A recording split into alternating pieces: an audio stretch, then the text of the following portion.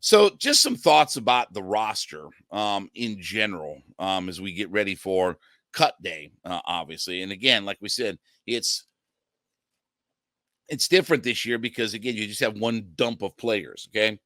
Let me start with Jalen Mayfield first and foremost. Okay. Jalen Mayfield is not going to make this roster. There's no reason for him to make this roster. Did Jalen Mayfield do some good things in the preseason? And especially when you asked him to just go north and south and run block? Yes. Jalen Mayfield, when he was run blocking and going north and south, did do some good things. But he was lost last night in pass protection. He's been lost in the preseason. You saw last night, one guy got him low, one guy got him high. And just, he's getting turned around. He's getting turned around like a turnstile. And again, I can't trust a guy like that. I don't care if he's playing tackle, guard, whatever. It's just not worked itself out. And he's going to be a third round pick that is most likely going to be on the outs looking in. I just when this whole player dump comes through on Tuesday afternoon, I think the Falcons are going to be looking for somebody as a backup or alternative to grab a hold of, an offensive lineman other than Mayfield. I don't see how Mayfield is going to make this team at the end of the day. He's just been too inconsistent. He still can't pass block. And yeah, it turned out to be a wasted third round pick, but it is what it is at this point. So I don't think Mayfield's making this roster. Second guy, Logan Woodside. So I do think that they like what Logan Woodside has done, and he's going to make the roster as that third quarterback. Now, again, this year in the NFL, you can have a third quarterback, but they have to be part of your 53-man roster. I got no problem with that. I got no problem with the idea of having a roster space dedicated to a third quarterback.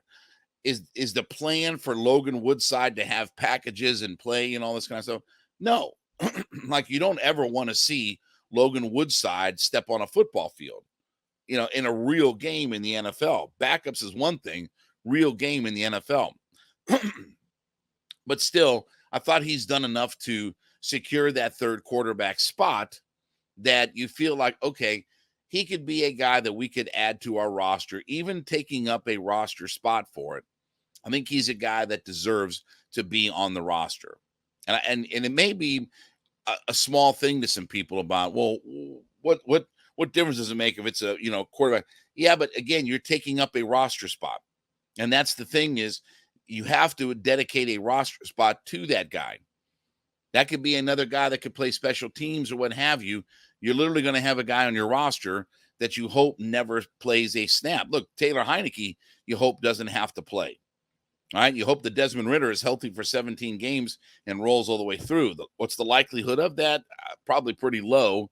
Most quarterbacks in the league don't usually play all 17 games and get through unscathed. But your third quarterback is a situation where you really hope that you don't have to go to that route. But I thought he did enough things to make the 53-man. DeMarco Hellams is another guy who, again, I thought he played really well, especially in the first half of that game, had 6 tackles last night. I think it's going to be really hard to just put him on the practice squad. And when you look at our safety position, when you look at some of the defensive backs, again, corners, AJ, Okuda, D. Alford, Trey Flowers, Mike Hughes, Clark Phillips, safeties, Bates, Grant, Hawkins, DeMarco Hellams, sort of the projection right now. I thought he's done enough good things. I thought you saw that his aggressiveness, his ability to take away the football, his tackling ability. Like, I just thought that, again, if you have a dime package and you have to put a DeMarco Hellams in, he won't be completely lost out on the football field. So I'm okay with the idea of Hellams making this roster. As far as the wide receivers go, when you look at, and again, I know we're not talking about, we're talking about positionless football, what have you, but when you look at what our wide receiver position is, Drake London, Mac Hollis, Kadero Hodge, Scotty Miller, Josh Ali, some of the guys, I don't know if Josh Ali is going to actually make the squad or not. I thought J.J. Arcega-Whiteside, I thought I would like to see him first and foremost, but that's kind of the competition as far as Ali and Arcega-Whiteside, as far as who's going to get that final wide receiver position. Now, I thought Arcega-Whiteside did a couple of good things, well. What did he end up with? 3 catches for 27 yards.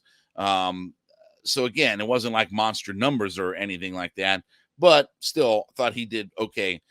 Ali had 2 catches for 12 yards, a long of 8. Whiteside had a long of 13, but he was targeted a little bit more. I want to see, again, and we're talking about 5th wide receiver positions.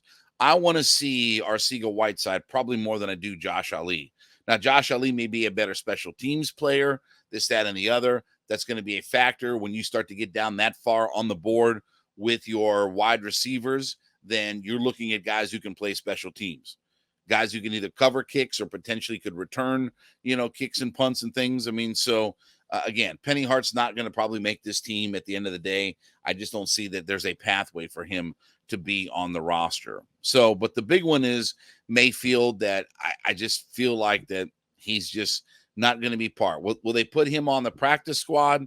Yeah, probably. I mean, he's probably a practice squad guy that if somebody does get hurt on our offensive line, if we have another injury on our offensive line, you could bring him up. But I just don't think that he did enough to be on the 53-man roster when all said and done. All right, as you listen in to Hittin' Hard, make sure that you go into the comment section of whatever podcast platform that you listen on and let us know that you're an everyday listener to the show. We call them our everydayers, and we thank you so much for being a part of our growing community. So let us know that you're an everyday listener 5 days a week to the program.